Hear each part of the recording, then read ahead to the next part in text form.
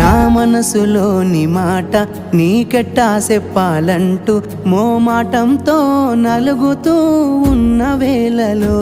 నీ సిగ్గు పాడుగాను సిన్నబోయి బోయి నేను చెప్పేసా దూరమైతావాని మనసులో మాట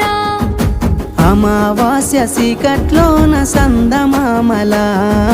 తెచ్చావే నా బతుకుల దీపాల పండుగ ఓడి అలిసిన నా గుండెకు గెలుపంటే నువ్వేగా